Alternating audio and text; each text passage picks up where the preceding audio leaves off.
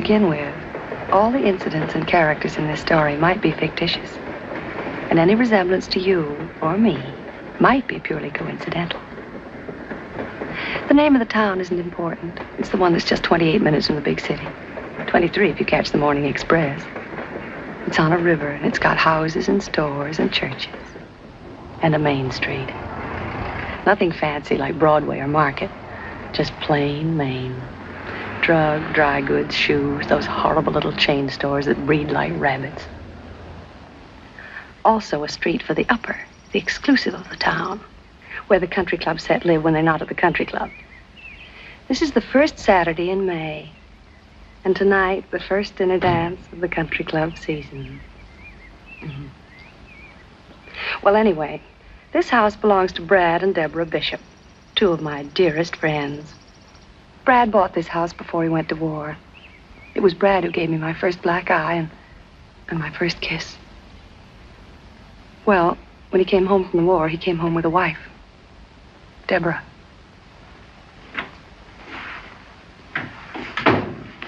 Tomasino said to tell you he found room for your briefcase in the bag. Good for Tomasino. Why'd you have him pack a bag? Because I know these Saturday conferences. They're like Saturday poker games. Don't plan on doing anything Sunday. Strange you're not letting me know when you plan to be away overnight. This is just in case, darling. There's no telling how late it'll be. And I like my own pajamas between me and the sheets in a Turkish bath. You'll phone this afternoon, though, either way, won't you? And leave word, even if I'm not here? Just where might you be when I call, if not here? First Saturday in May, remember? Settlement House picnic. That's right, the woman's club thing. Like it? Anything to do with kids, you know that. What are you wearing tonight?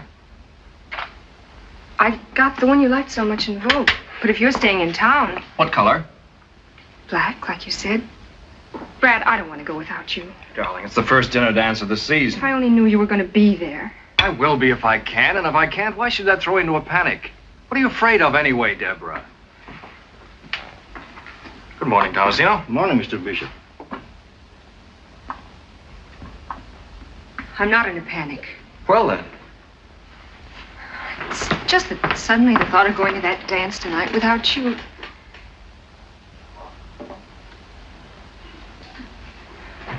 Brad. Hmm? Addie Ross. She used to be sort of your ideal, wasn't she? Now, how did Addie get into this conversation? I never knew you read Vogue. I never thought men bothered much about it. What's Vogue got to do with it? I told you I picked it up on the train coming home one night. Some woman had left it behind. Some woman? Yes, some woman. And I thumbed through it and saw a dress I thought would look very smart on you. What's wrong with that? Nothing, I guess. Nothing at all. I should hope not. Well, I've got to pick up Rita. You'll phone about tonight, won't you? Told you I would. It just so happens that the dress I bought that you picked out of Vogue that some woman happened to leave on the train is exactly the dress that Addie Ross wore to the concert 2 weeks ago. Hot toast, Mr. Bishop.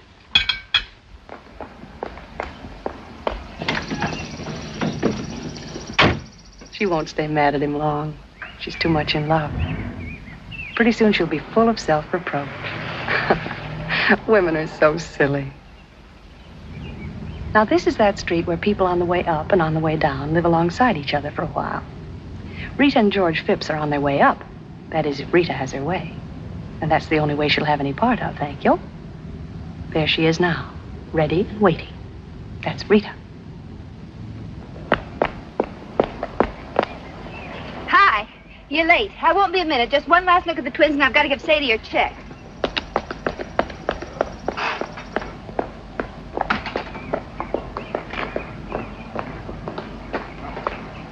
On behalf of the underprivileged children in this town, I'd like to thank you overprivileged ladies for sharing your excess privileges with us. There's something odd looking about you today, George. Just that usual two-headed schoolteacher look. You're all dressed up. Saturday, no school, and you're all dressed up. Just my little old blue serge. First Saturday of trot season, too. Brad says ever since you were big enough to lift a fish. Listen closely. Can you hear the grateful murmur of the trout as they whisper in the brooks and streams? This is what they whisper. Phipps will not fish today. You're cute. But why? Because I've got something better to do. Have a nice day.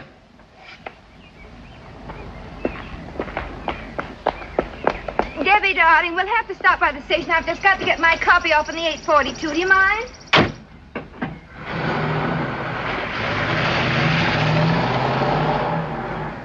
What's George being so mysterious about? I wouldn't know.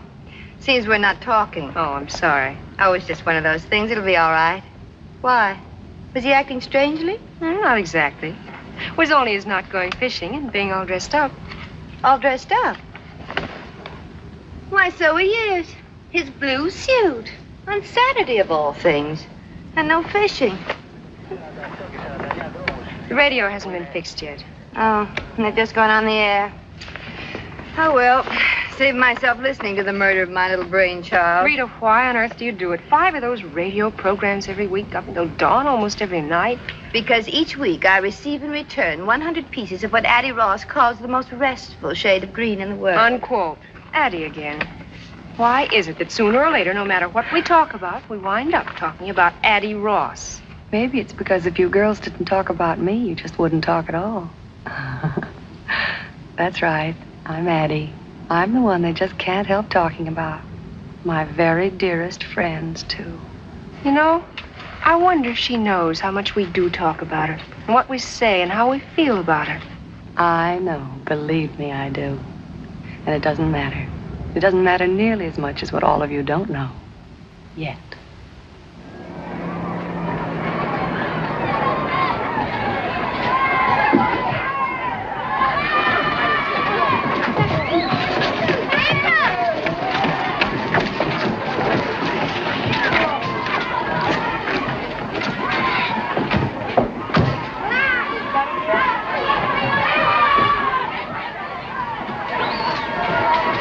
Good morning, Mrs. Hollingsworth. Haven't the others gotten here yet? No, you're the very first, the early bird. I've taken it upon myself to get the children aboard. Oh, good idea, Miss Hawkins. So that when the other ladies arrive, we'll be all ready to go. Fine. They'll only get here.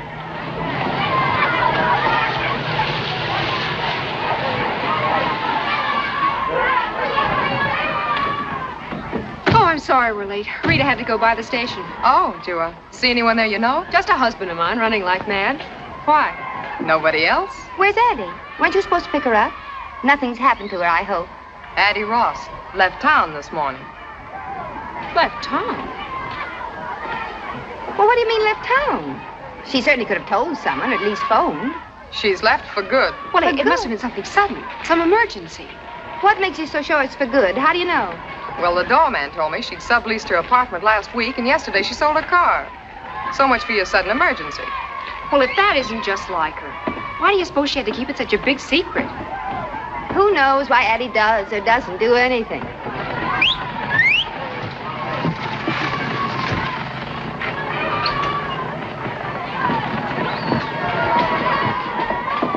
I got a letter for the Mesdames, Bishop, Hollingsway, and Phipps. From the dear departed, I'll bet. Addie's so tactful. She even puts us in alphabetical order. Open it up. No, let's wait. But what? Till we get back. Knowing Addie, I mean, why let her spoil our day? Not my day. Addie Ross never saw the day she could spoil my day. Did I put enough days into that? Dearest Debbie, Laura May, and Rita, as you know by now, you'll have to carry on without me from here. It isn't easy to leave a town like our town, to tear myself away from you 3 dear, dear friends who've meant so much to me. And so I consider myself extremely lucky to be able to take with me a sort of memento, something to remind me always of the town that was my home, and of my 3 very dearest friends, whom I want never to forget. And I won't. You see, girls, I've run off with one of your husbands, Addie. Well, if that's her idea of a joke, she's extremely poor taste, I If I ever must catch say. up with that character, I'll...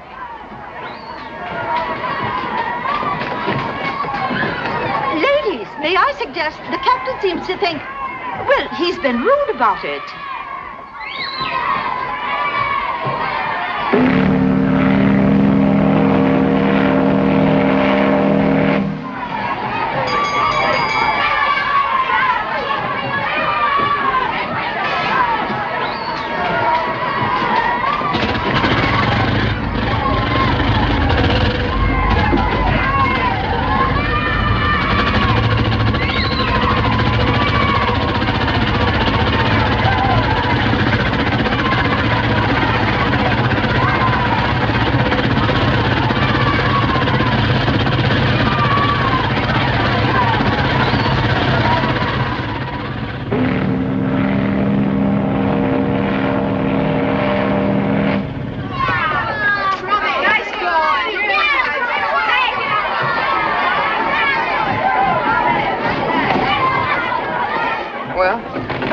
like Addie has crowned one of us Queen of the May. I think it's laughable. Okay, laugh. Ha! Deborah didn't happen to mention why Brad had to go to the city, did she? He hasn't missed a Saturday on that golf course since they got the snow off the greens. All right, kids, get them while they're red hot.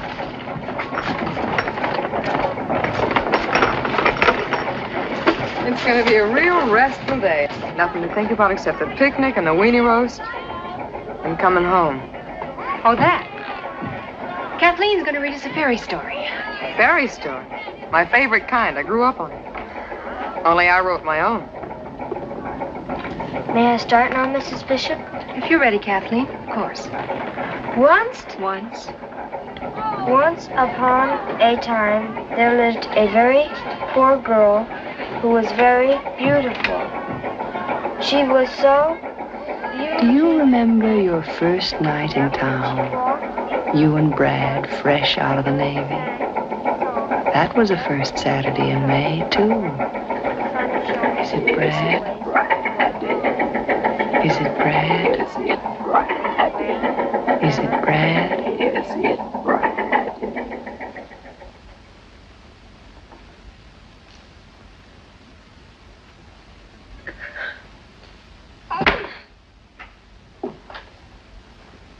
Here now, what's this?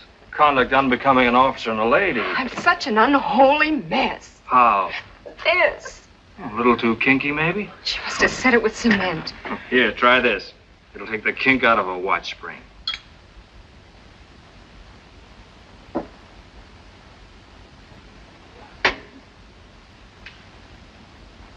I'm no raving beauty, heaven knows, but I did so want to look my miserable best tonight. The very first time we've gone out together, all dressed up like civilians. And you would be the one man in the world that looks even better out of uniform than in.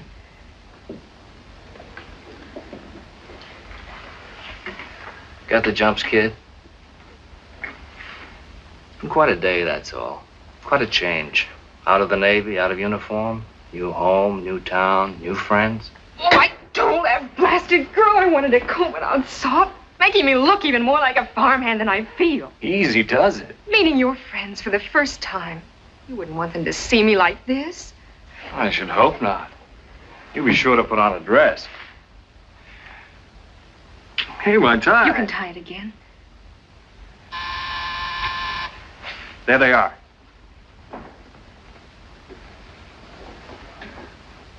Brad, about my dress, you might not like it. If you're in it, I'll love it. It's my only one, and it's years old, remember? There wasn't time today to get a new one, and even years ago, it wasn't exactly the last word.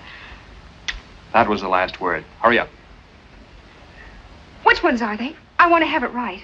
Rita and George Phipps. We all grew up together. He teaches at the high school. They have twins, and she just got a job writing for the radio. Did you like her very much? When you grew up together, I mean? Rita and George were engaged at the age of 5 by swapping beetles. She was never my type. What is your type? Fat, squat little brunettes with mustaches. Get going. And take another whack at that hair.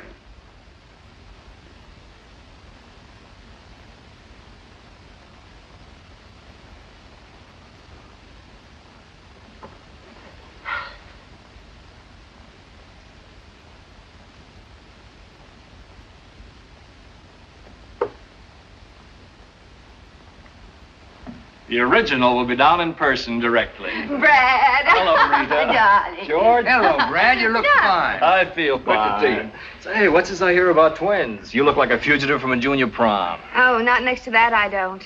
Brad, she's adorable. My personal share of Navy surplus. She certainly doesn't look as if she grew up on a farm. Oh, darling, I'm sure she took the hay out of her mouth while she's being photographed. Don't be funny, dear. What I meant was that from Brad's letter, I imagined all sorts. Well, anyway, just where on Fifth Avenue was this farm she came from? It's like music to hear you two pick at each other. Oh, we've declared an armistice for tonight out of respect for your battle fatigue. Fine.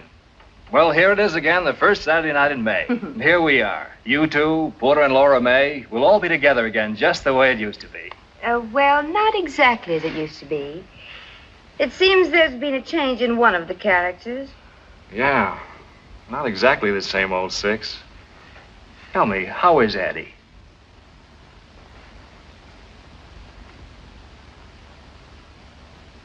Rita and George, Deborah. Debbie, Rita and George Pips. They were with me the day I swallowed my first worm, and I hope will be there when I swallow my last. That's the most disgusting introduction I ever heard. Hello, Deborah. Welcome. Thank you. How do you do, Deborah? How do you do? Well, the occasion calls for a drink. A quick one, because we're late. We've been admiring your photograph. Yeah, it's a very flattering one. Maybe it's the uniform. Yeah, for some reason or other, I always seem to be wearing a full beard in photographs. You know, even in snapshots as a child. Give me a hand, George. Excuse me.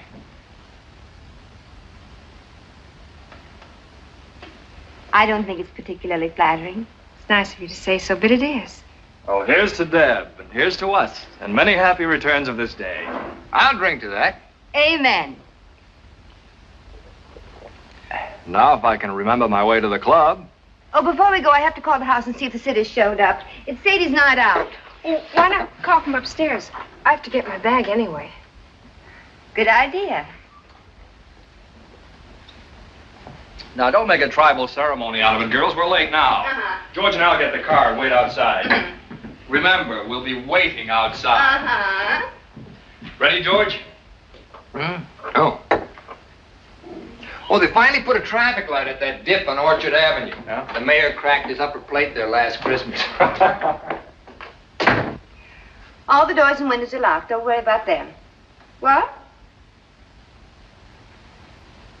Certainly not. They're old enough to do that by themselves. We'll be at the country club. Fine. Night. Something wrong? No. The bugle sounds. I think I've got a sick headache and can't go. Well, then there is something wrong. Me. I'm wrong. What do you mean? How? Every which way. Brad, for his friends. You and your husband. The others I haven't met yet. The country club, the town. I'm scared. I'm so scared I'm sick.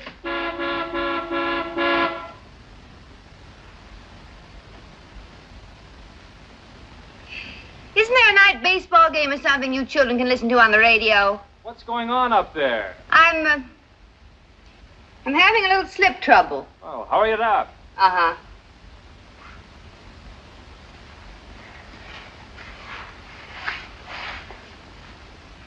Looks like somebody had a lot of martinis. I did.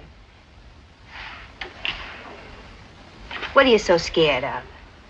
It's worse than my first night in the waves. And I'd never been away from home before up to then. But we were all in the same spot. Everything was happening to all of us for the first time. And here you're the only new girl, is that it? Look, you're Brad's wife and our friend. We want you here and we've waited for you.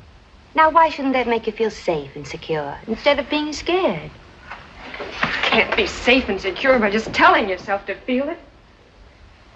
Unless maybe you've got twins and a job of your own and grown up with your husband and friends. Oh, I'm sorry. I didn't mean that. Blame it on the martinis. You know, counting ice water, we could squeeze 2 more out of this shaker. Oh, no. No. I've had more tonight than all the rest of my life put together. What was it like at home? Or should I mind my own business? Ever read in the picture magazines about Farmer so-and-so and his model farm, kitchen, and life? Well, it wasn't us or anybody we knew. Papa'd just get through paying for the thresher and time to start paying on the new separator. Till I was 13, a bus took me 3 miles that way to grammar school. Till I was 17, another bus took me 11 miles that way to high school. And after that, I stayed home. Till one day I took a bus 58 miles that way to join the Navy and see the world.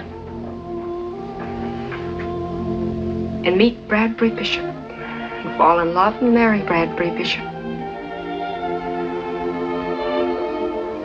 Why not?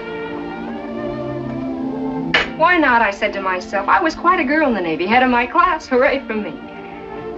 Pretty cute in that uniform. That uniform. It's the great leveler. You couldn't tell me from Vassar or Smith or Long Island. I was a girl in the picture on the piano. That isn't me. This is me. What do you people talk about? Years of growing up together, thousands of first names and private memories. How do I fit in? Running a house, making friends, filling the day. Mrs. Bradbury Bishop, what's she like? Fun to be with, smart as a whip, pretty too. No wonder Brad Bishop married her, the lucky stiff. Freda, look at me. Look at my mail order dress that's 4 years old and awful even then. What am I going to do? As if that really matters. You must think we're an awful bunch of snobs. Aren't you underestimating us a little bit and Brad even more? You know, it's just possible he knew what he wanted and you had it.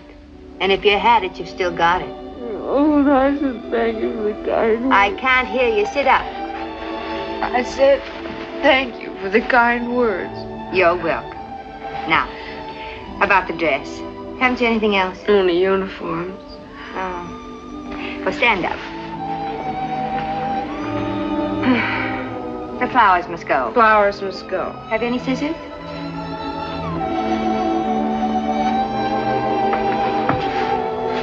Scissors? Oh. I'll get the ones in the sleeves. You tackle the big one on the middle. Careful now. Careful now.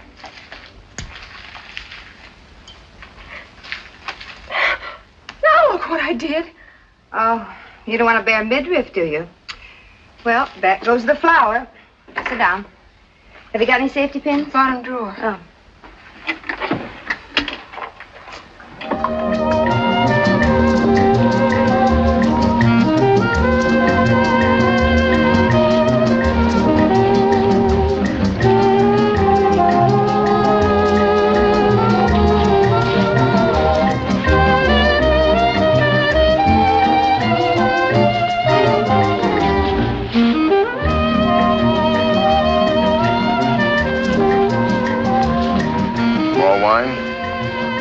Thank you, no.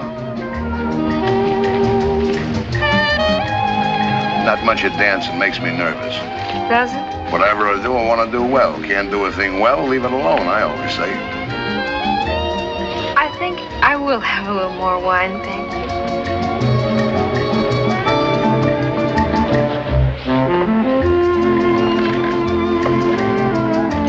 Thank you very much. Especially the rumba. Gotta have Spanish blood or something, like my wife. Comes from an old Spanish family named Finney. In many South American countries, there are many very distinguished families with Irish names.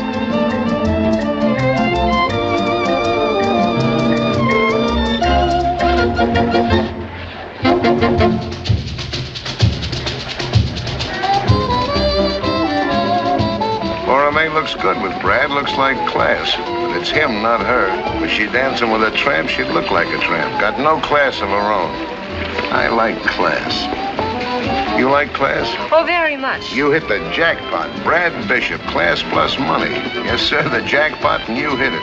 Count them on the fingers of one hand in this town. Throw away some fingers, even. There's Brad, and who else? Yeah, there's Addie. Addie? Addie who? Ross. Addie Ross. Funny, people always figured Brad and Addie would... Brad and Addie what? The samba can be danced properly only on the side of a hill on ice. Alibi. He was afraid of getting wrinkles in his new suit. No, my first new party dress in years. Thanks to my dear wife and her millions of listeners, including the armed forces overseas. Shall we drink to them all? One by one. How about some coffee, Deborah? George, I think your new tuxedo has got class, George. We thank you. Funny thing for a wife to give her husband a tuxedo. Not even funnier thing for a husband to give his wife. Come on, Deborah, while the coffee's nice and You're hot. so funny, George. Still don't think a woman ought to buy clothes for a man. I think it's about time they start. Contrary to nature. Oh, tell us about nature, Porter. It's a man's world, yeah. See something you want, go after it and get it. That's nature. It's why we're made strong and women weak. Strong conquer, provide for the weak. That's what a man's for. Teach our kids more of that to be more men. And more war. Leave my kids out. But those standards don't apply to me, Porter, because in this man's world, I'm not a man. I'm a school teacher. Your dance is over. I knew we'd get around to that. All right, school teachers ought to get paid more. And what happens if they're not? How does a school teacher provide for the weak? How does he pay the rent? With the plays and poems of Shakespeare? Have you been shooting off your big mouth again? You just shut up till it's time to dance again. And let me tell you about nature making men strong. Einstein couldn't kick a football across this dance floor, but he changed the shape of the universe. Now, take it easy, everybody. This is getting a little out of hand. You never know what he'll come up with when he starts knocking on that brandy bottle. You shut up. You just shut up. Isn't this fun, Deborah? We're old pals, you know, buddies. Just one big happy family. Why, Brad! Not me, but it's a good idea. With the compliments of Mrs. Addie Ross. Oh, Porter, you were saying something about her and Brad. Addie! John, where is Mrs. Ross? I don't believe she's arrived yet, Mr. Bishop. That's Addie for you. Always the right thing at the right time. Thoughtful and generous. Generous to a fault. To a fault. That's Addie. Who is Mr. Ross? Mr. Ross took a powder about 5 years ago. No such thing. She gave him the heave-ho. He went out for a paper one night and never came back. Porter says Addie Ross has got class. And he knows class, like I know navigation. You stick to your guns, Porter. It shows a healthy instinct. You may call it class, but what Addie has is taste. I can buy taste. Addie's got class. Taste and discrimination. Women usually get them out of magazines, but they're part of Addie's natural equipment. Also fog lights, white sidewalls, and a heater. Isn't it fun, Deborah, when the boys all agree on Addie Ross and George Washington, nobody else? You girls put your noses back in the joint. I want to propose a toast. First half of the glass to Deborah. Welcome home, darling. Amen, baby. And the rest to our absentee hostess, Addie. Perfect.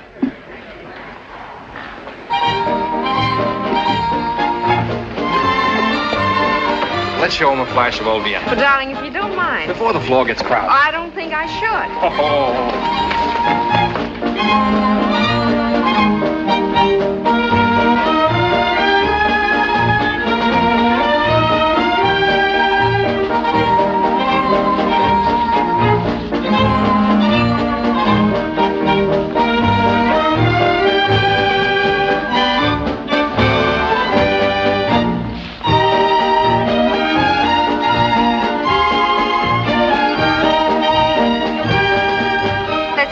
George.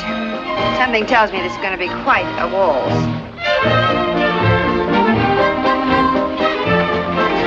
Brad. Having fun? Brad, listen. Hold on, baby.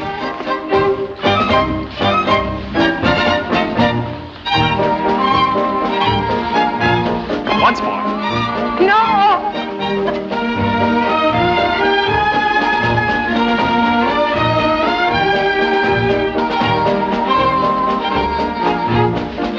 Deborah, what on earth have you done to yourself? Brad, let me handle this. Pardon my fingers.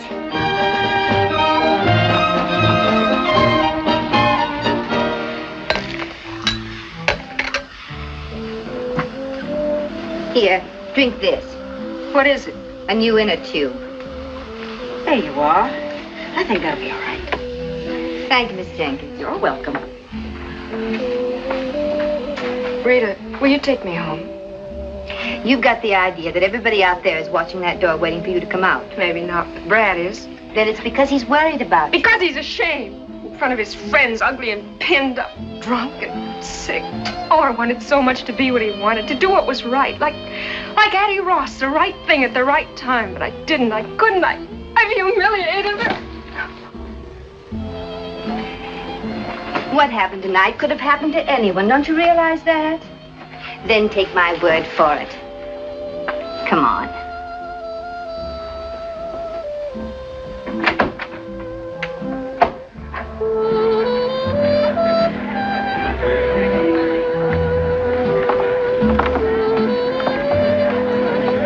But there's Brad. Well. I see Addie got here after all. Is it Brad? Is it Brad? Is it Brad? Is it Brad? Is it Brad? Is it Brad?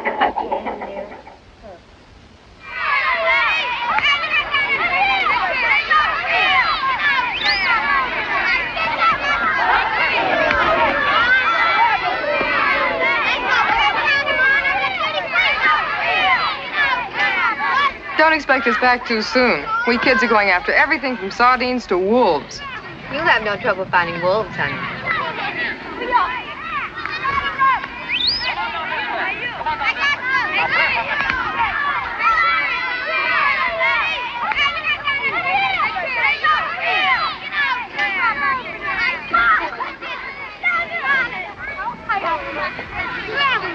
Almost lunchtime?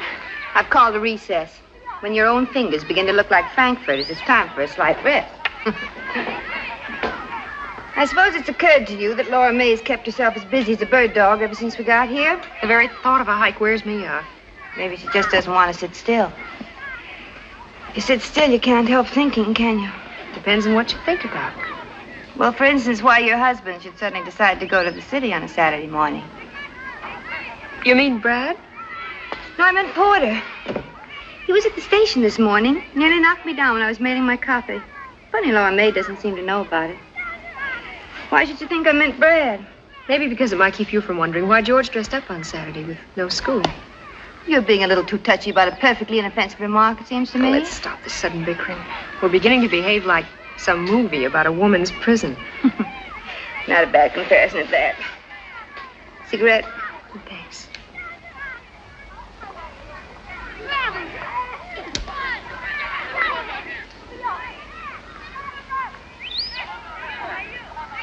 Why didn't George go fishing?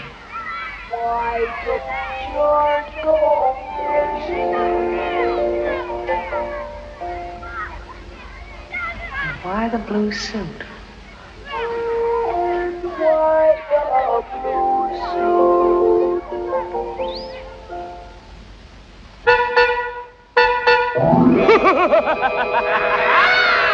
He's crazy! Buy your car from Crazy Eddie. Pay when you get good and ready. Nothing down, drive as you pay. Buy your car the Crazy Eddie way. Sadie, doesn't that noise drive you insane? Restful, ain't it? There, that's better. Well, the twins are fed and ready to be put away. Now, if George would only show up, how many canopies are you making? 2 dozen, and the way I figure it, 6 healthy people ought to be able to eat 200 or 300. They're just appetizers, Sadie. And let's get a couple of things straight. First, when you announced dinner. I know, I'm not supposed to say soup's on. How did I tell you? I forgot. Dinner is served. Dinner is served. And you're not to say it as though the food were poisoned. All this fancy schmancy because 2 people from the city are going to eat here. Mrs. Manley's a very important person. She has charge of a great many radio programs, including the one I write. You know what I like about your program. Even when I'm running the vacuum, I can understand it. Thank you so much. Now, the second thing. Does the new uniform fit? It's kind of corny. Wear it. Only one thing, the cap is out. Makes me look like a lamb chop with pants on. Oh, Sadie. The cap is out. Sadie, please, just this once. Okay. Oh. Hello? Oh, hello, Mrs. Manley. No, not at all. I was just rereading the script for Monday. Oh. What's that, Mrs. Manley? Yes, it's a good connection. About the script. Oh. Well, I'll just have to make the revisions tonight, that's all. What? Oh, no, Mrs. Manley, you've just got to come. I've looked forward so to your meeting George in line with that matter we discussed. You remember, Mrs. Manley? Yes, that's right. He'll be just perfect for it, you'll see. No, don't worry about that. I always work best late at night anyway. Yes. 7:30, that'll be fine. And you can tell me about the changes when you get here. Fine. Goodbye, Mrs. Manley. There's George. Changes. When am I supposed to sleep? What's Mr. Phipps going to be so perfect for on the radio? Nothing. And you keep quiet about it. I will. Only he won't. Good evening, one and all. Hello, George. Yeah, how now? Why the look of doom? Oh. Did you forget to baste the ducks? Look, I don't teach you about teaching. Don't you teach me about ducks. Oh, Sadie's been an angel. Looks like I'll be up most of the night making revisions. Mrs. Manley just called. But you're giving a dinner party for her tonight. Well, she suggested calling it off, but I wouldn't hear of it. Why can't Mrs. Manley, just for once, tell the sponsor to call off his wife's revisions? You don't tell a sponsor things like that about his wife. George, you just don't understand. No, I suppose not. Well, it may not make your bad news any better, but I got good news. Have you, darling? Oh, George, 10 of 7. We've got to get dressed. Don't you want to hear my good news? Of course I do, darling. Did you get the liquor and cigarettes? Right here. Oh, now, you take the cigarette boxes while I put the liquor away. Why does everything have to be full when guests arrive? Full cigarette boxes, candy dishes, fresh cakes of soap. Aren't we supposed to eat, smoke, or wash when we're alone? Where's the scotch? I didn't buy any. Why not? Too expensive. Bourbon's a better drink anyway. But the Manleys are a cinch to want scotch. People in show business, you know what I mean. Those kind always drink scotch. Well, I know what you mean, but I wish you wouldn't say it in radio English. That kind, not those kind. There are men who say those kind who earn $100,000 a year. There are men who say stick 'em up who earn more. I don't expect to do either. Nor are you expected to pay for the scotch. You're quite right. Funny how it slips my mind that in certain respects, I'm only the titular head of this house. Oh, don't be silly, darling. I thought it very amusing to begin with. Very modern and enlightened. My tuxedo, for instance.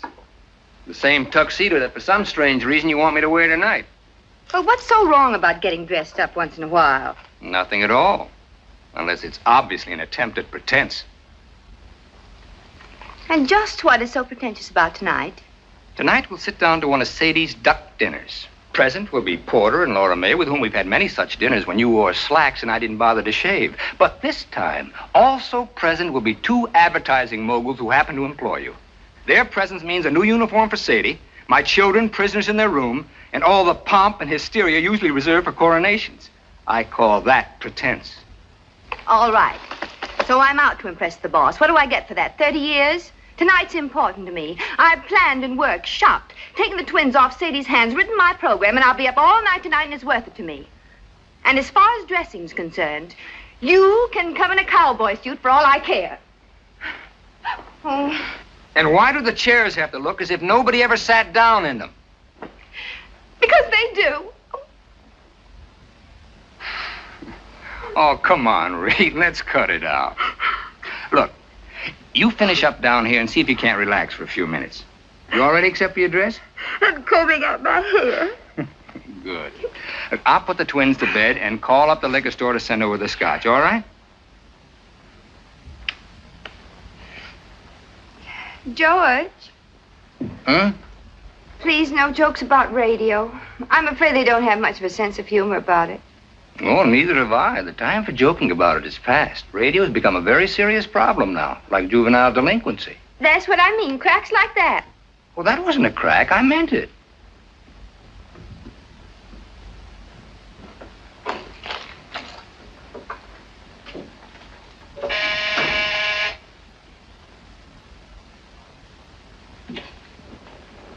George! George!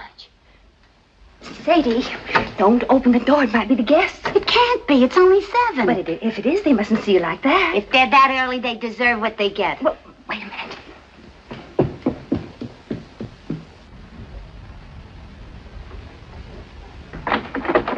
Hiya, Sadie. Hi, Leo.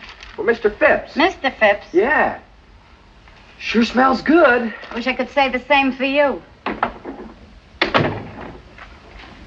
It's for Mr. Phipps. Looks like a present. A present? A present? What's up? Wasn't sure I heard you call. It's for you. For me?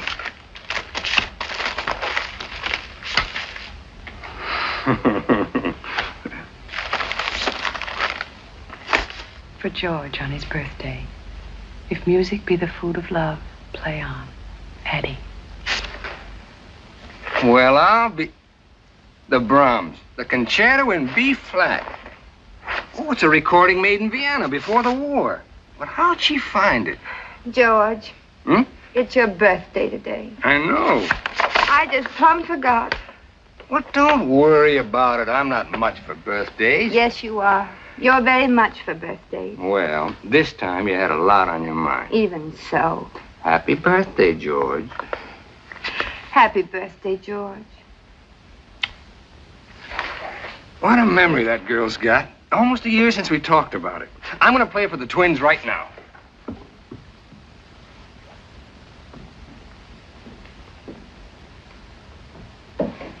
Sadie. What? You didn't by any chance make a layer cake for dessert tonight instead, did you? You know we got Cherry's Jubilee. You read it to me out of a book. That's what I thought.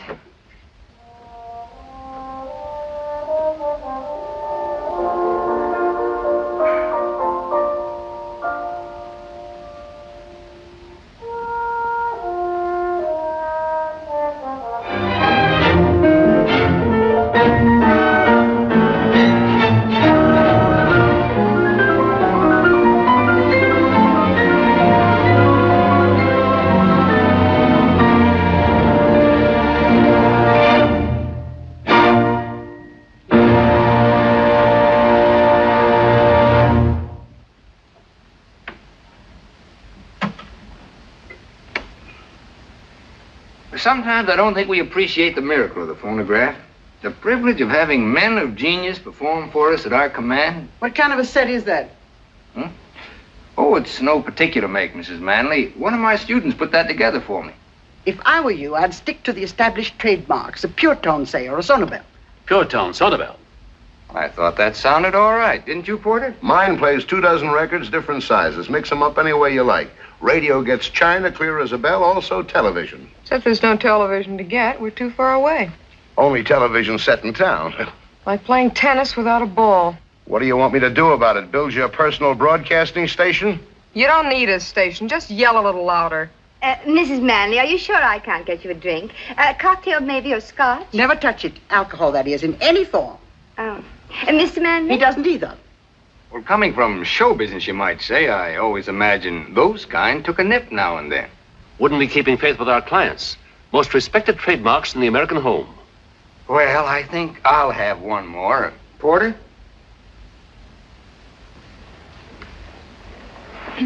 I've often wondered, Porter, why you haven't considered radio advertising. Mr. Hollingsway has a chain of 7 department stores all over the state. I know all about it. 23% by volume over last year, 138% over 1939. Where'd you get those figures? They're a matter of public record, Mr. Hollingsway. Yours is too big a light to be hid under a bushel. George, would you fix me a small Roma salsa? You're a potential giant, Mr. Hollingsway. Not too small. Doing all right. I said a potential giant. Potential. Something tells me I'm going to have a giant around the house. Got this whole state sewed up tight. But there are 47 other states, Porter. Crackerjack point. Now, you take the 3 states adjoining this one. If I can put you, Porter Hollingsway, into millions of those homes for 1/2 hour each week. He doesn't spend that much time in his own home.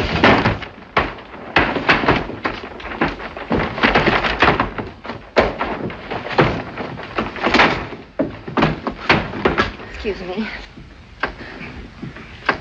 I told you the screen was a crummy idea. Soup's on. Thank you, Sadie. Mrs. Manley? All right.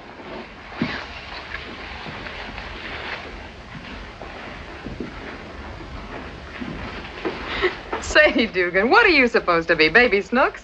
Hiya, Laura May. Get a load of that calf. I can't wait to tell Ma. Laura May, would you sit there, please? Come on, sit down.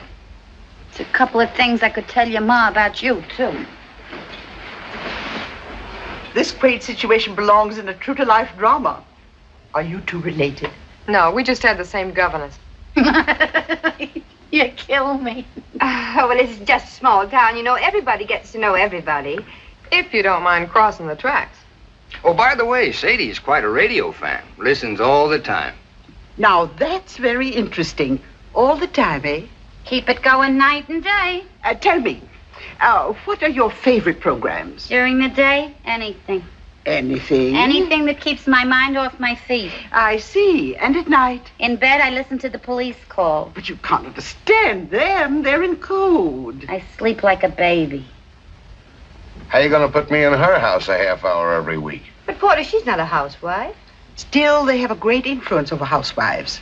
Sadie may not realize it, but whether or not she thinks she's listening, she's being penetrated. It's a good thing she didn't hear you say that. And after penetration comes saturation. And when she's saturated, she'll find herself saying, Madam, I suggest that you buy our washing machine at Hollingsway's. Not Sadie, and I've seen her when she was saturated to the eyes. You don't know what they're talking about. Just shut up and eat. Okay, Giant.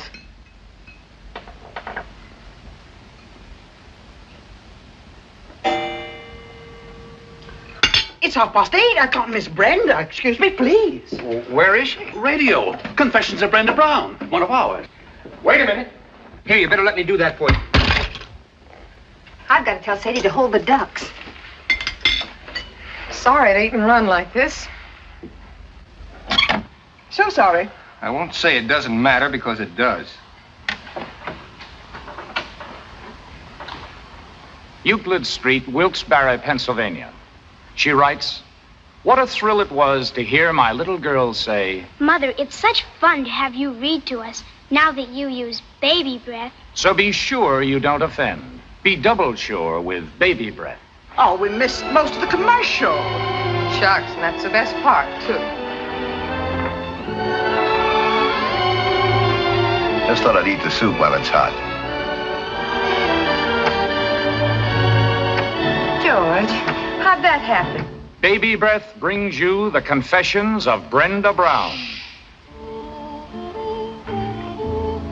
Who was the mysterious Central American with a gay smile and the black pearl ring? Promised a scoop by her gruff city editor, Brenda Brown, girl reporter for The Star, has accepted the senor's invitation to dine and dance at a swank penthouse rendezvous. It was most kind of Senorita to dine and dance with me tonight. It was kind of you to ask me, Signor Montevideo. Please, call me Armando. If you like, Armando.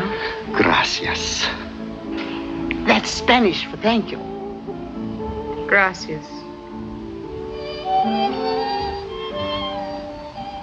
Lord Bruce, I'm proud and flattered. What small-town American girl would not be at a proposal of marriage from a gentleman as distinguished as you?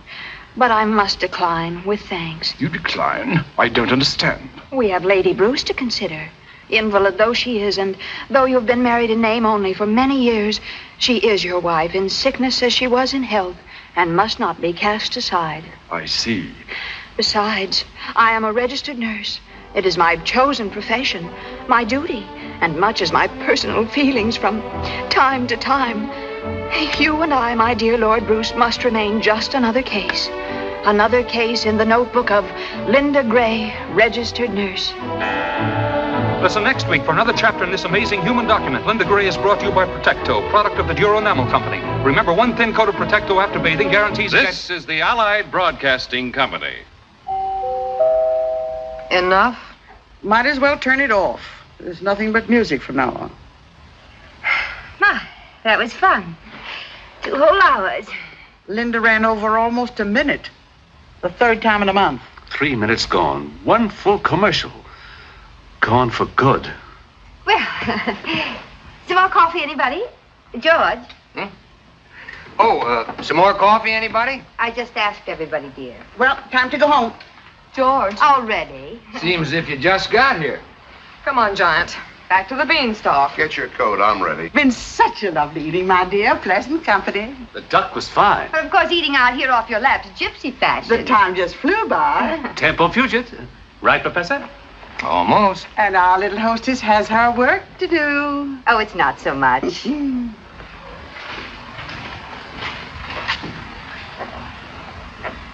Perhaps we can drive out and have lunch with you one day soon, Mr. Hollingsway.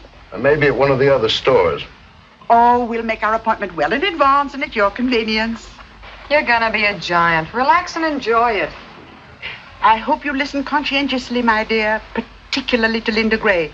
You can learn a great deal about writing. Yes, they are well written, aren't they? Why, they're perfection. Didn't you think so, Mr. Phipps? Well, I beg your pardon. I wasn't listening. We'll see how much of an expert you are. Which of the programs did you think was the best? They all sounded pretty much alike to me. I thought you were a student of good writing. Oh, he is. He's giving courses in the university. Well, then, which was the best? Mrs. Manley, I wish you wouldn't ask me that. Why not? Because it's a question I don't want to answer. Oh, go ahead, dear. I'm sure your opinion is a very valuable one. If you're sure you want me to. Well, not if you feel you shouldn't. Stating it as kindly as I can, Mrs. Manley, none of that bilge has the remotest connection with good writing. Do you realize that Linda Gray has been written for 8 years, no summer layoff, by Myrtle Tippett? Who? You can't be much of an authority, Mr. Phipps, if you don't know Myrtle Tippett. Linda Gray has made her an immortal, and she's only 32. Well, Keats, Shelley, and Marlowe beat her by a couple of years anyway. They were immortal before they were 30. Classroom stuff. Radio writing is the literature of today, the literature of the masses. And heaven help the masses. But it just serves a different purpose, that's all. The purpose of radio writing, as far as I can see, is to prove to the masses that a deodorant can bring happiness, a mouthwash guarantee success, and a laxative attract romance. Well, take it easy, George. Let him alone. He'll run longer than Linda Gray.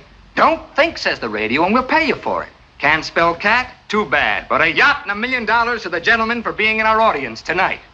Worry, says the radio. Will your best friends not tell you? Will you lose your teeth? Will your cigarettes give you cancer? Will your body function after you're 35? If you don't use our product, you lose your husband, your job, and die. Use our product and we'll make you rich. We'll make you famous. That's just about enough, George. Don't let it upset you, my dear. Don't you feel badly?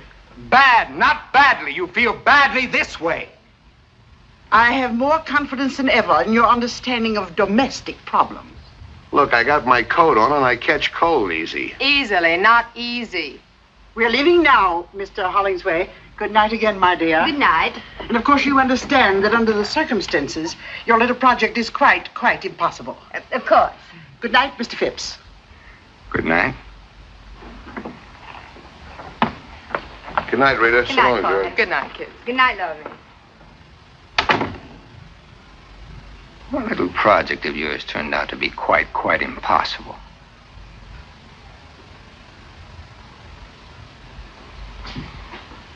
I'll take care of tidying up. You better start your revisions. It's all right. I'm sorry about this. I know how much it means to you. Well, it couldn't be helped, I guess. Oh, George, it would have been so simple to say something non-committal. Not for 3 hours it isn't. I held back all night. Anyway, she doesn't blame you for it. Didn't she tell you not to feel badly? I wasn't thinking of myself. Well, then what can she do to me? Report me as being un-American? Radio's like a religion to those people. When you attack it, you attack their faith. And once they feel you're against them, they're off of you for life. There's no making it up. Why should I want to make it up? Why should I? Oh, nothing.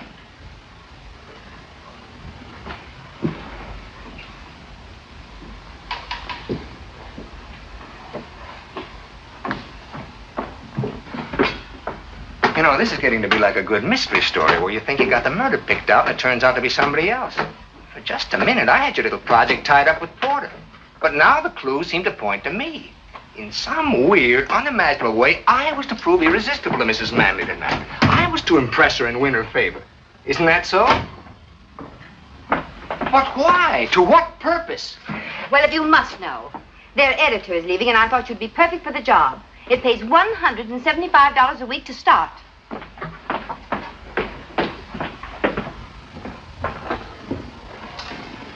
Come here. Sit down for a minute. Look, Reed, let's put aside my nausea at the idea of working for the Manleys. Let's put aside my personal likes and dislikes. They're not important. I'm willing to admit that to a majority of my fellow citizens, I'm a slightly comic figure, an educated man. Nobody's asking you not to be. Think of the good you could do. Maybe raise the standards. On commercial radio? What's the phrase? Wait for your laugh?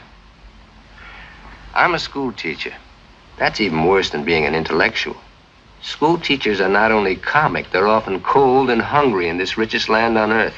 And thousands are quitting every year to take jobs that pay them a decent living. That is unhappily true. Then why not you? Because I can't think of myself doing anything else. What would happen, do you think, if we all quit? Who'd teach the kids? Who'd open their minds and hearts to the real glories of the human spirit, past and present? Who'd help them along to the future? Radio sponsors? Comic strips? At that, I've been luckier than most. Even without what you earn, I've managed to keep our heads above water. It's quite a strain over a period of time with the water lapping at your chin. And that's where you've been a great help. You've made it a lot easier for both of us. I'll admit it has upset my male ego from time to time. And your overdeveloped sense of taste and discrimination, which is apparently equaled only by that of Addie Ross. Let's try to keep Addie out of this one. I am fed up with taste and discrimination.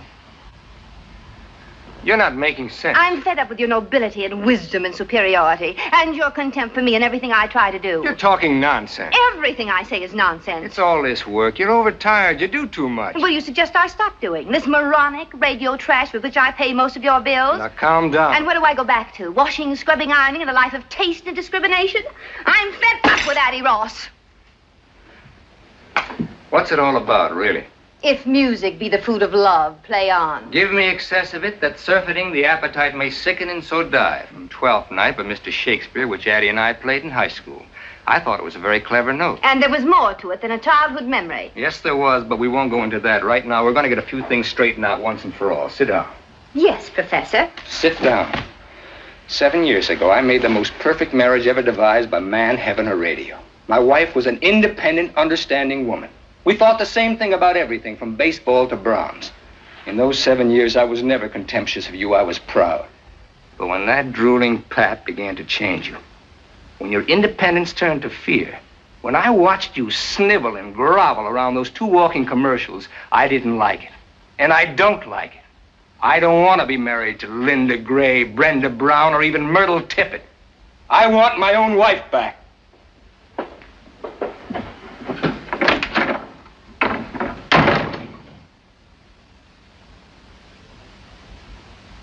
Why didn't George go fishing?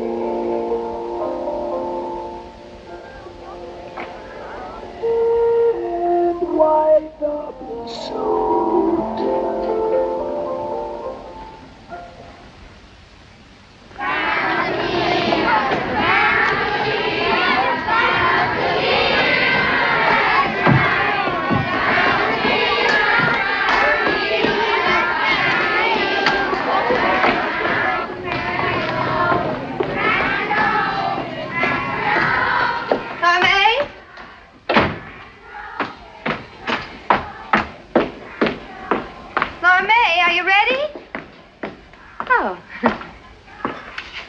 My, all that running, hiking, and baseball, your feet must be ready to drop off. I've covered more ground in Porter's store from the notions counter, just back and forth to the water cooler. How's it feel, Laura May? Porter spreading out on a national scale, going to be a big merchant prince. How's it supposed to feel? No more small towns for Porter. He'll be after the big cities now. He'll be after, what is it he always calls it? Class. Look, why don't I save you a lot of trouble and tell you what you want to know? And you can tell Debbie, and that'll keep you busy till I'm dressed. I don't know whether Porter ran off with Addie, but get this, I don't care. I've got everything I want. For instance? Sometime we'll spend a week at the old Fenny mansion down by the tracks, and I'll go into detail. Right now, I better get dressed. You know what? I think you're worried. I think you're just as worried as the rest of us. I've got everything I want.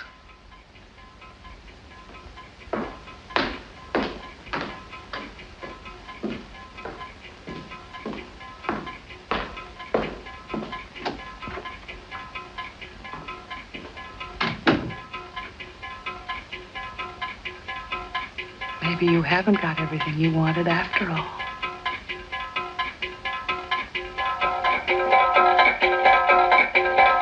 Maybe you haven't got everything that you wanted after all.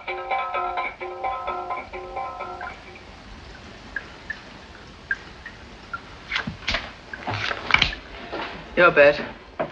How much you got in front of you? $11,000. That's my bet. Okay. What do you got? Ace high. You're next. Jack. 9. You win. Beer? Yeah, if you're all out of champagne.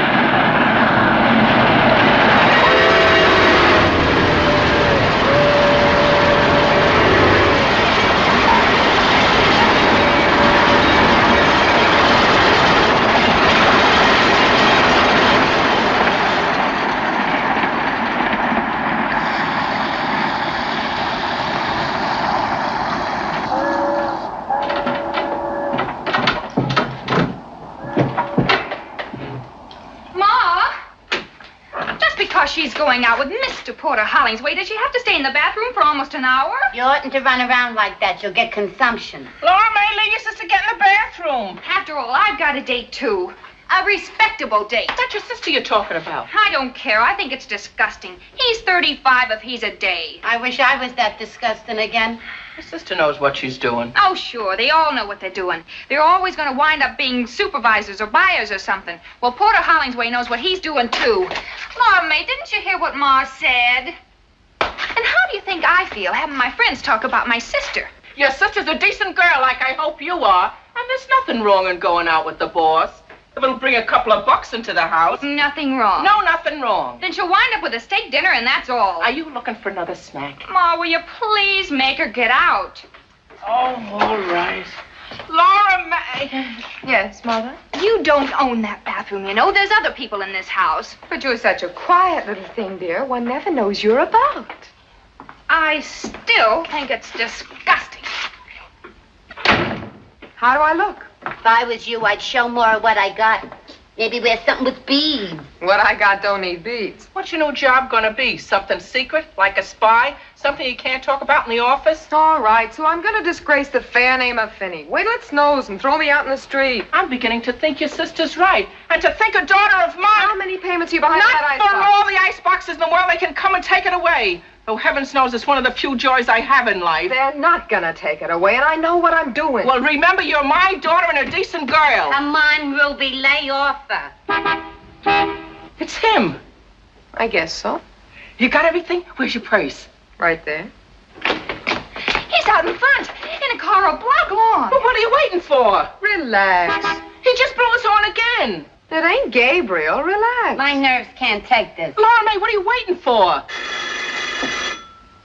That's what I was waiting for. Sadie, would you be good enough to answer the door? Well, my union don't like me doing this kind of thing for free, but okay. Anybody wants me can come in and get me. This ain't a drive-in. Well, I never. Hello, Sadie. Hi, Porter. Good evening, Mr. Hollingsway. Good evening. I see you know Miss Dugan. You just didn't know my last name was Dugan. But I don't believe you know my mother, Mrs. Finney. Mother How do you is do? Mr. Hollingsway. How do you do? Won't you sit down? Well, the table's reserved for 7:30. It's after that now. Yes, you are late, aren't you? I won't be a minute. Just get my bag. Your bag is... It's a cold night out, ain't it? Not bad.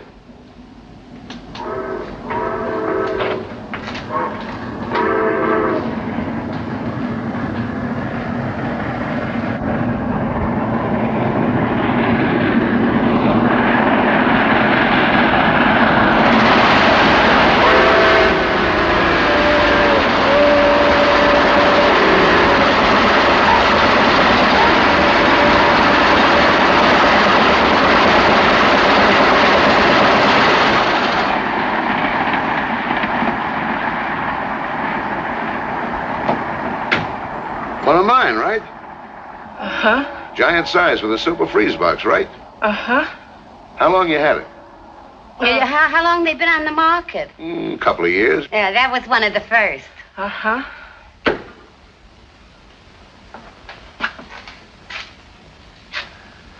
Wonder what's keeping her. Girls always got things to do. They tell me. Why, there it is. silly of me. Ready? We're late. Good night, Mother dear. Don't wait up. Thank you, Sadie, darling. Good night.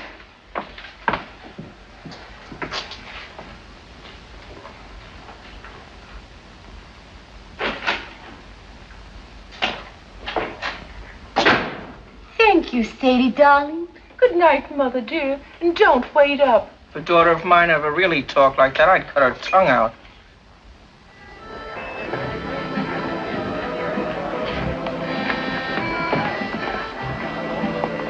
Here you are, Mr. Hollingsway. My, what a pretty shade of green. What's it called? Cream de mint. Tastes like peppermint. It isn't too strong, is it? Wouldn't hurt a baby. Well, I'll just have to trust you.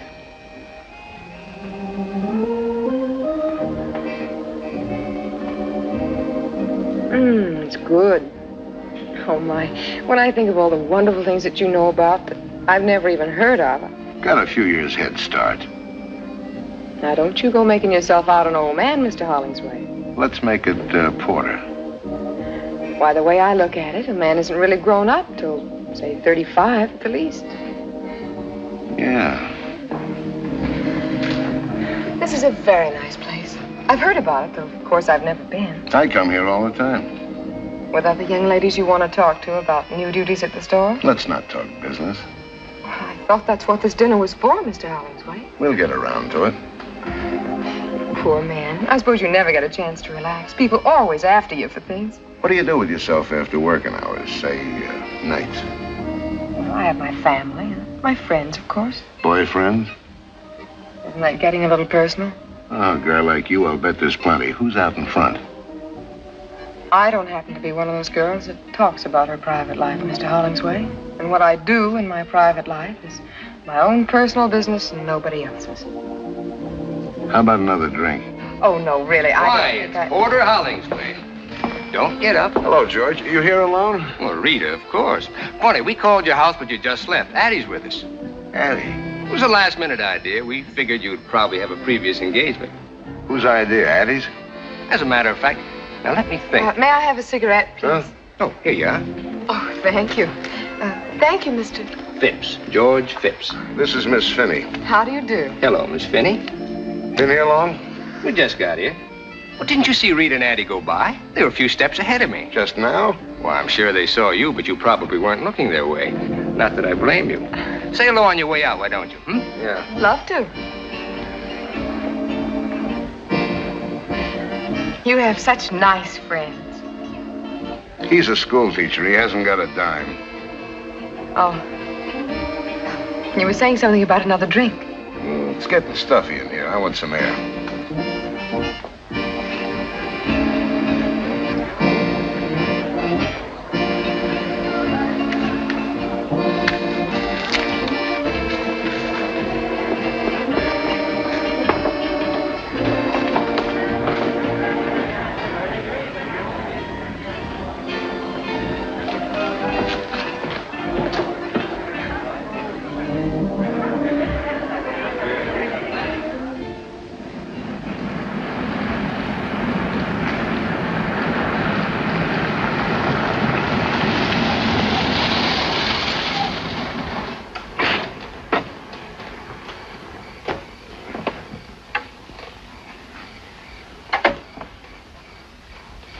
Weren't you out of cigarettes back there? Didn't you ask George for one?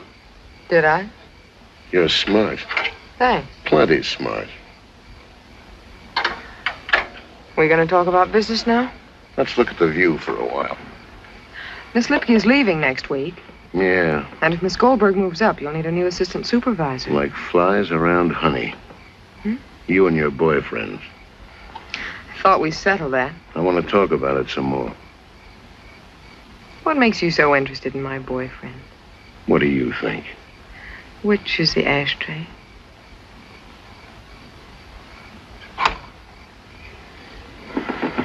I've got very definite ideas. Like what? There's never been anybody in particular. Nobody special. Plenty wanted to, I'll bet. What do you think? But you've been waiting for that one guy to come along? I got very definite ideas. What's he got to be like, this one guy? Someone that wants to marry me more than anything else in the world. You sure got wrong ideas about things. They may be wrong. They're definite. Well, tomorrow's another working day. Shall we go? Yeah.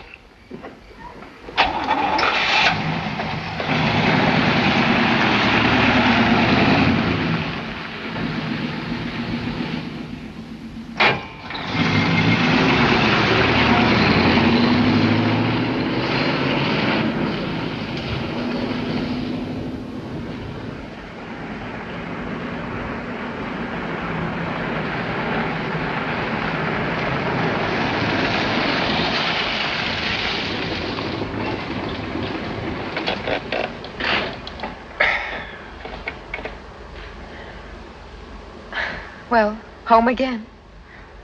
I want to thank you for a lovely evening, Mr. Hollingsway. That's all right.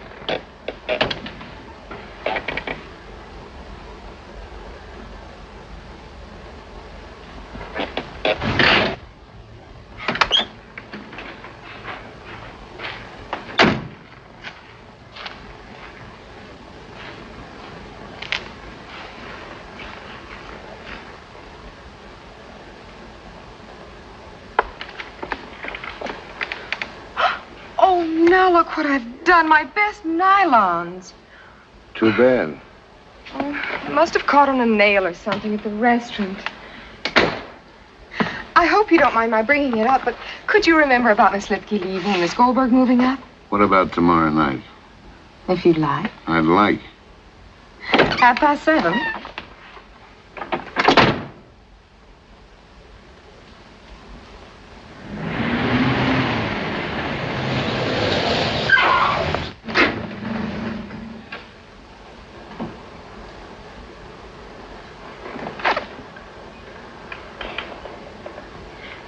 Thank you again, Mr. Hollingsway, for the lovely nylons.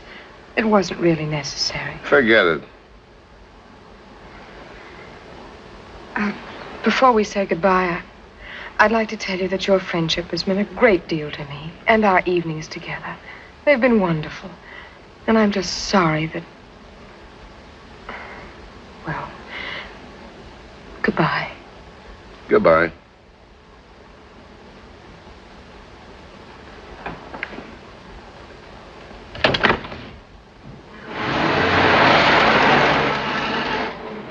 Oh, Mr. Hollingsway!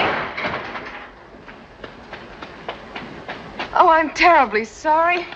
How stupid of me. After all my graceful speeches, I forgot my nylons. They're in the back. I know.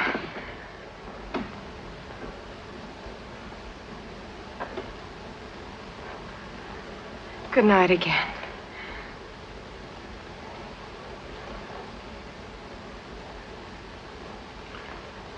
And goodbye, Porter.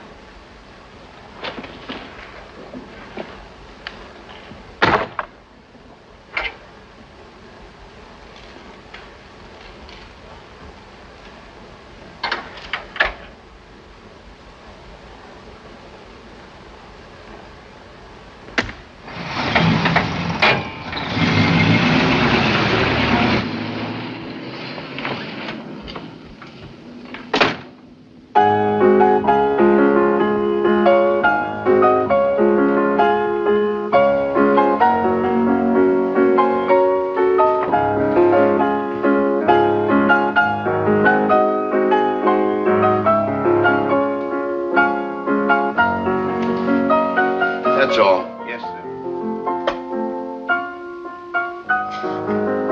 It's gonna be a white Christmas. That song, they tell me it made $1 million for the fellow who wrote it. This is the most beautiful house I've ever seen.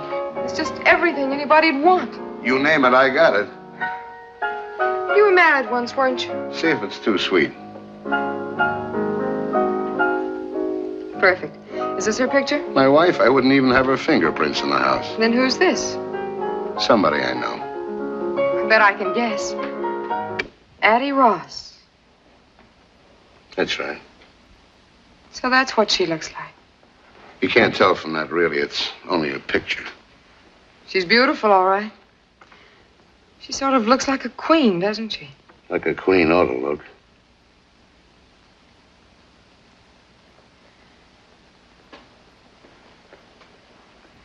I imagine you must be very good friends. I helped her with some investments. She gave me this last Christmas. Almost a year ago. Yeah. Just never bothered to put it away, I guess.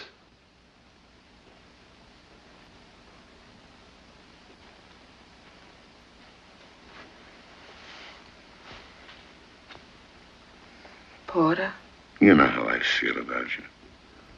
how?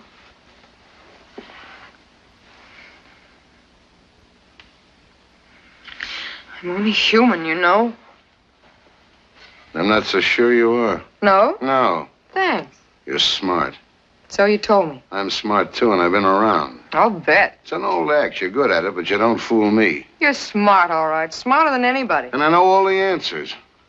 Then answer this one. Why pick on me? I've been watching your work, Miss Finney, and I think you're ready for advancement. Let's have dinner and talk it over. There's a brand new act for you. It's got a beard a mile long. I didn't ask you out. You asked me. And why me? The woods are full of girls. Not like you. You can say it again, not like me. And they don't want what I want. All right, what? What do you want? Not a $4 a week raise. I don't want a new car, a fur coat, or a trip to Hawaii on a solid gold yacht.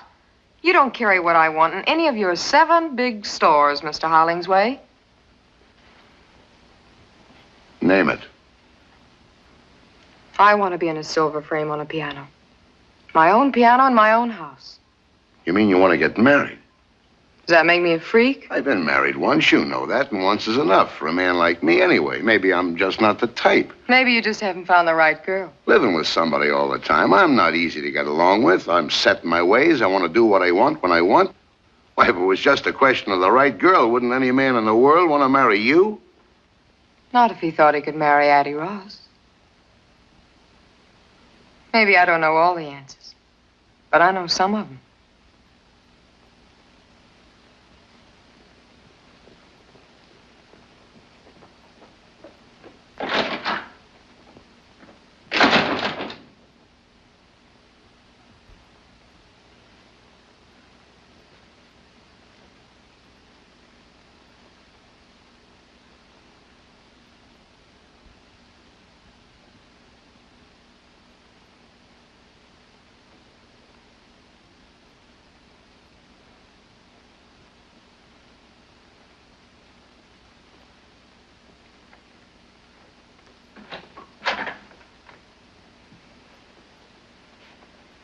It's late. I better be getting home. Okay, if I call you a cab? Beats walking in the snow.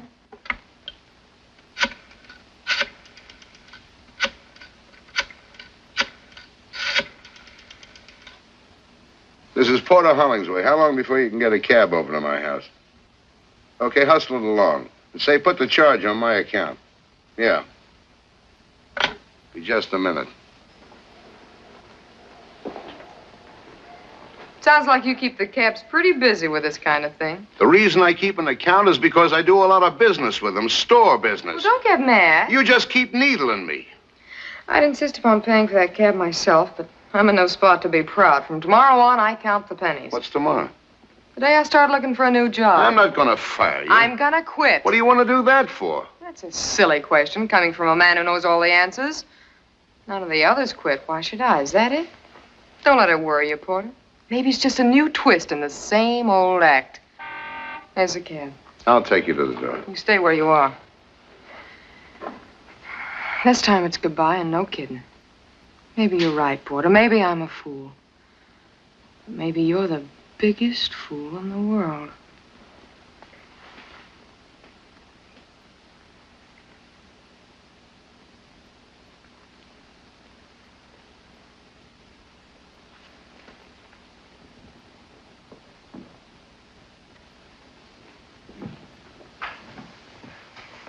Laura May.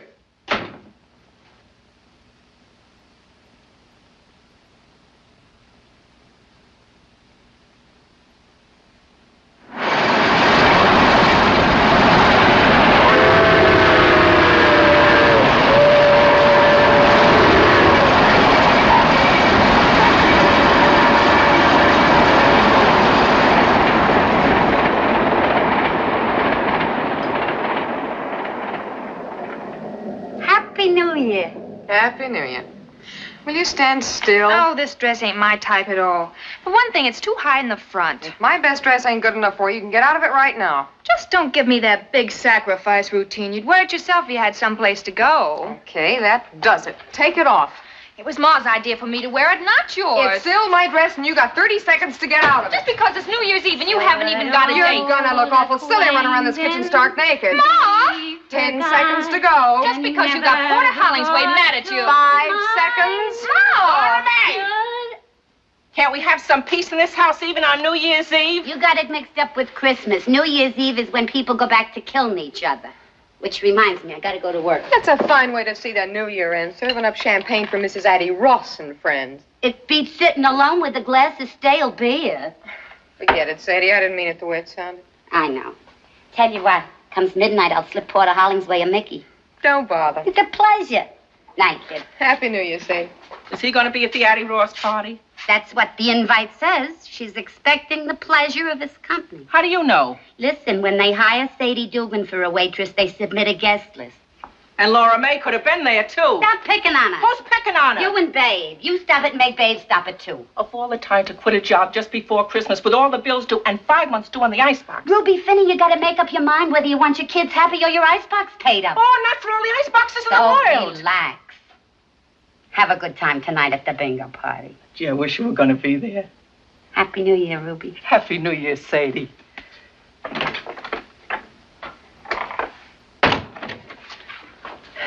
You sure you don't want to come play bingo with me? Thanks, Ma. I'll be home before midnight. Oh, you don't have to on my account. I'm going to bed early. Well, I better go get dressed.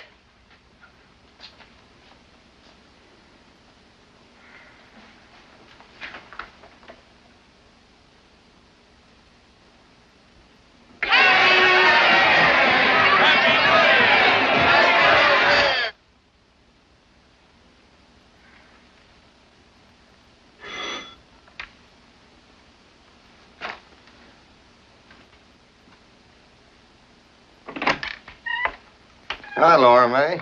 Hi, Nick. Babe ready yet? Unless she's beat her brains out with a powder puff. Sit down. Give me a cigarette, huh? Sure. Hey, how come you ain't dressed up for New Year's Eve? I am. I'm going to a fancy dress ball. Yeah? As what? A queen. A queen? A queen in a silver frame. I don't get it. I'll go see what's keeping Babe.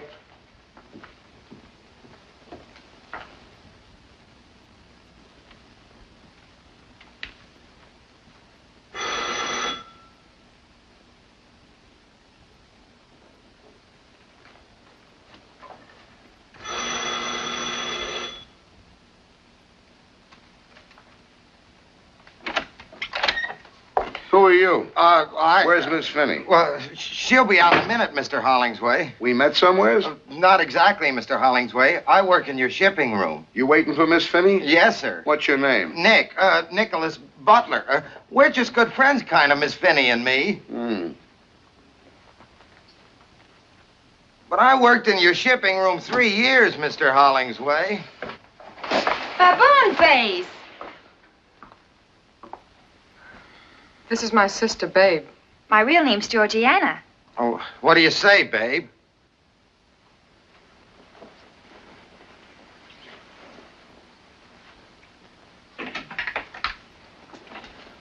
Happy New Year, Mr. Hollingsway.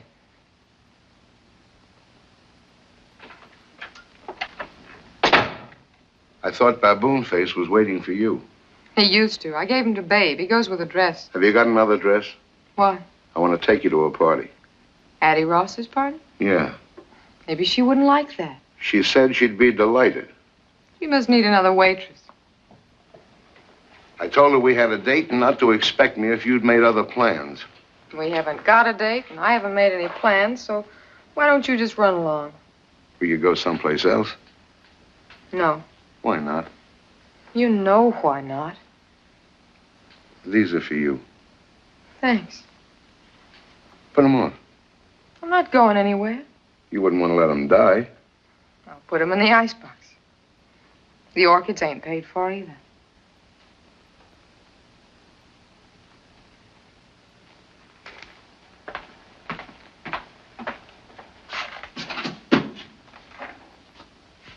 Laura May, I can't take it anymore. I thought we decided to leave it alone. It's worse not seeing you, knowing you're here. Maybe I ought to leave town. Wondering about you, who you're with, who you're looking at, who you're kissing, who... Easy now. I can't sleep nights thinking about you. So what?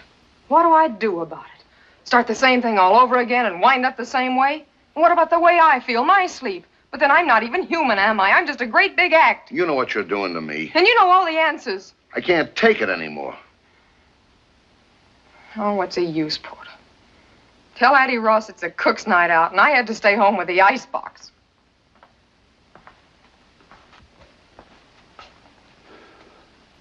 Okay. Okay, you win. I'll marry you. How about it?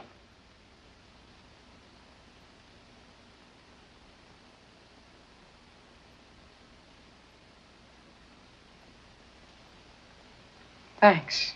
For nothing. Now, what kind of an answer is that? I don't know. Just felt like it, that's all. We'll do all right, kid. We're starting out where it takes most marriages years to get. Out in the open, no jokers. You'll see. You've made a good deal, Laura May. Laura May, honey, if you want me, I'll be over at the Callahans playing. Happy New Year, Ma. We're gonna get married. Bingo.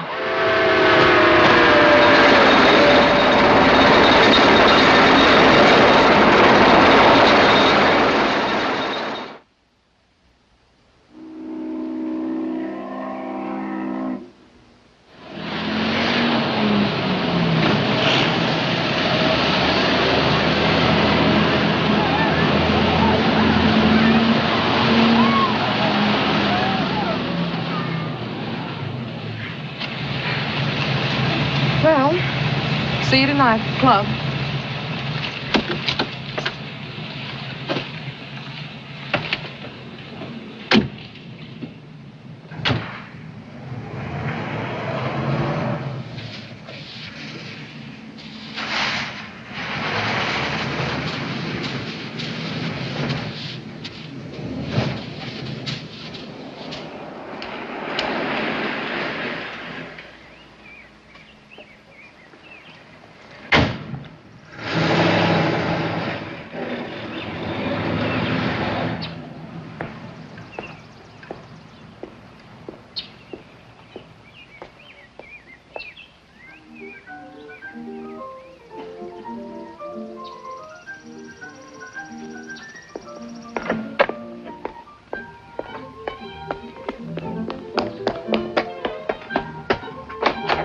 George? Hello there. George.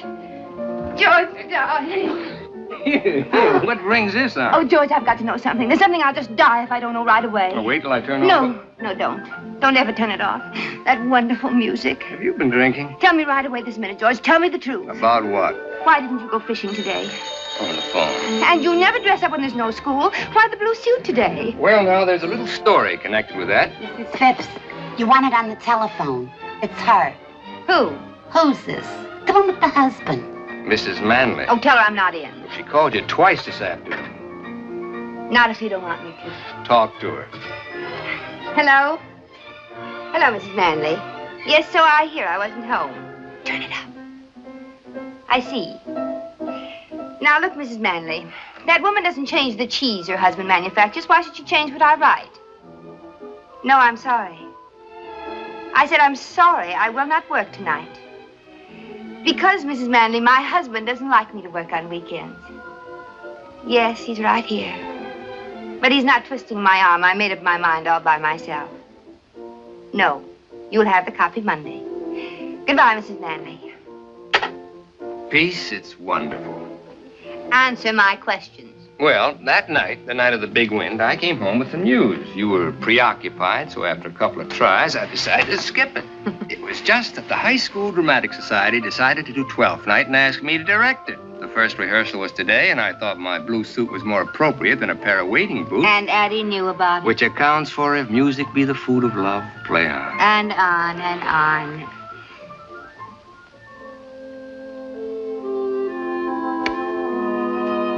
Good evening, Thomasino. Did Mr. Bishop call? Lady called up. Leave this message. Mr. Bishop's secretary? Then say, Mom.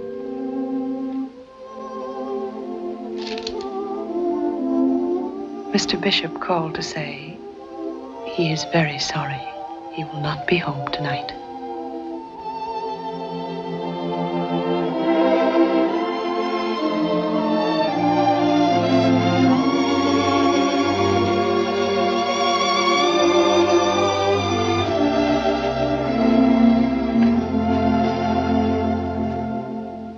And here are the results of the 8th. The winner, number 7, Hoop Skirt. Second, number 3, Pennywise. Third, number 6, Pound Foolish. Hoop Skirt paid 16. You ought to use a walkie-talkie. It don't make so much noise. That was the last race. Sadie's right. That track's crooked. It isn't a track. It's the horses. They fix things up amongst themselves. How come Porter's so late tonight? Want a drink? Some of that green peppermint stuff. Cream de mint. I can't stand it. Never could. I love it. 7:30. He's never been this late. Ma, Porter may not be home at all. You mean tonight? Any night. I think he's gone away for good. With somebody else? I don't believe it. I do. Porter would never leave you for good, and not for another woman. Why not? Because he's in love with you. What? Because he's just plain crazy in love with you. Are you out of your mind? I thought I heard soft voices in here. Hello, Porter. What's the fight about this time? Furs, jewelry, or cash? My children and me never fight. Fix me a drink, will you? I'm tired. And the reason we never fight being, my children know that I know what I'm talking about.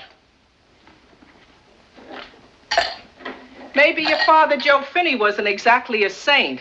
May he rest in peace. But I learned about men from him.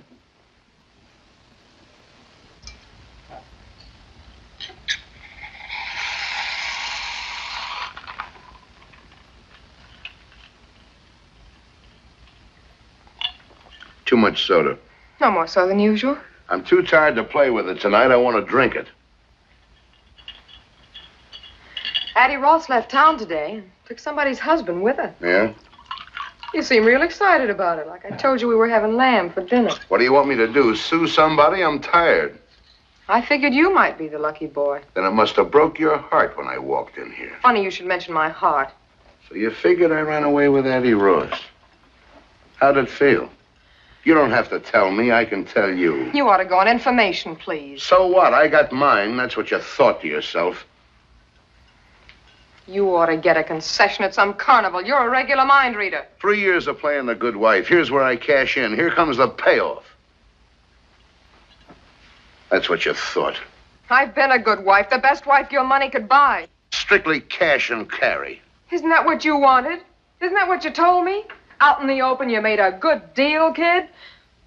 Did you ever stop to think, Porter, that in over 3 years, there's one word we've never said to each other, even in fun? To you, I'm a cash register. You can't love a cash register. And I'm part of your inventory. You can't love that either. I asked you to marry me because I was crazy about you. You didn't even ask me.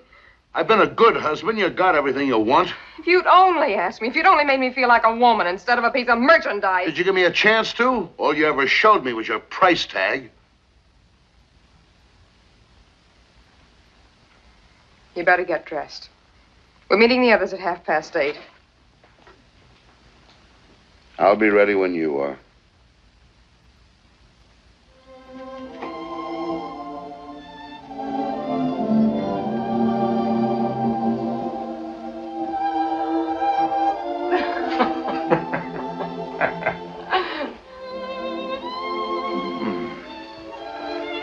She walks in beauty like the night. Hello, George. Of cloudless climes and starry skies, and all that's good of dark. You're the most dreamy thing I've ever hated at sight. Thanks so much. How are the martinis? Very high and dry. Let me bring you up to date. No, thanks. Not drinking? Not at the moment. So how long a wait do you suppose before Brad comes sliding down the banister? A rough idea. He's not here. What do you mean he's not here? Brad's not here. There was a message when I got home saying he wouldn't be back tonight.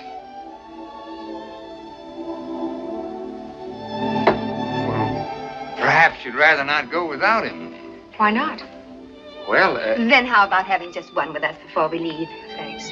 I feel fine just as I am. a tiny one for medicinal purposes against the night air, huh? She doesn't want one, George. Well, then, shall we?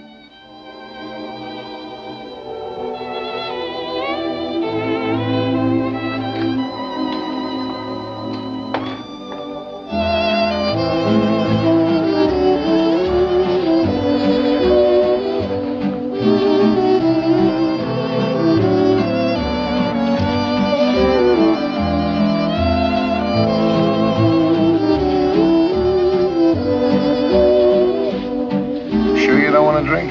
Sure. You know who that guy is? A bookie. All the barber shops and saloons in town dancing with my wife. He came over and asked very politely. She'd dance with anybody.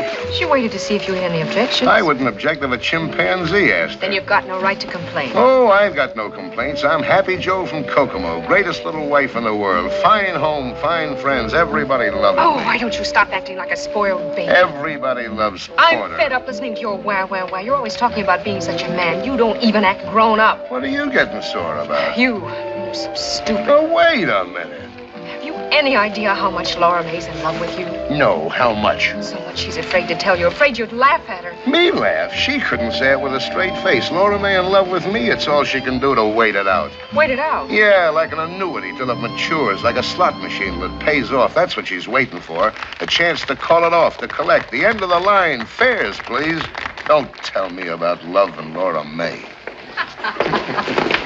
Oh, George.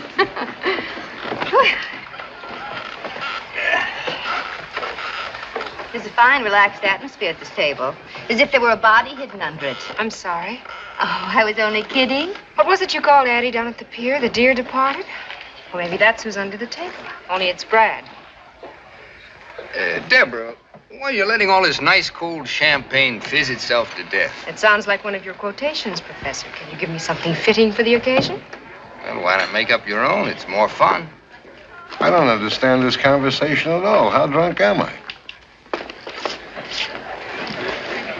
Thank you very much, Mrs. Hollingsworth. Let's do it again sometime. And thank you, Mr. Hollingsworth. Yeah. He seems pleasant enough. Who is he? A business associate of my mother's. He's a bookie. Your mother bets with him. Will everyone excuse me, please? I think I'd like to leave. I'll drive you, Deb. I'd rather go by myself if you don't mind. What's going on here? Shut up. Why not spend the night with us, Debbie? Thanks just the same.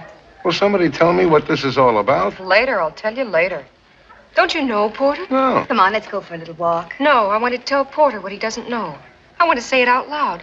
The reason I want to go home, Porter, is because I've been spoiling everybody's fun. Don't be silly, I've tried Deb. hard to make believe the way you do, Porter, but I'm not as much of a man as you are. I can't anymore. Make believe about what?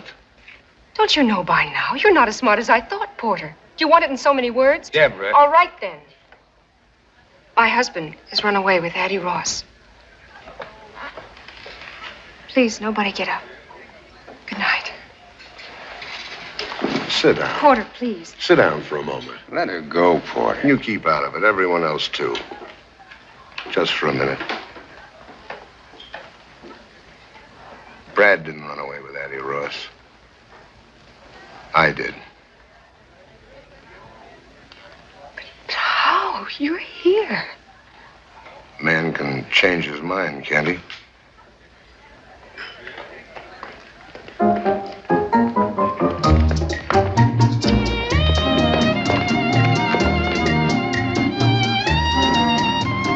Porter, you're quite a guy. Thanks. She'd have known in the morning anyway. She'll had a tough night. She's just a kid. Dance with me, George. Rita, do you mind just another minute? Okay, you got it.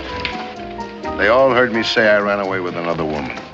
You've got everything you need. You can take me for everything you'll ever want. Like always, Porter, when you start knocking on that brandy bottle, you'll come up with anything. I guess I stopped listening. Because if you said something, I just didn't hear it.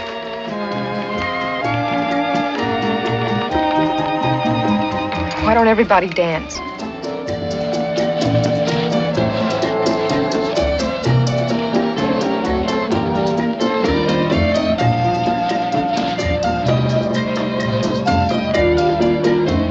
Laura May. You big gorilla. Let's dance.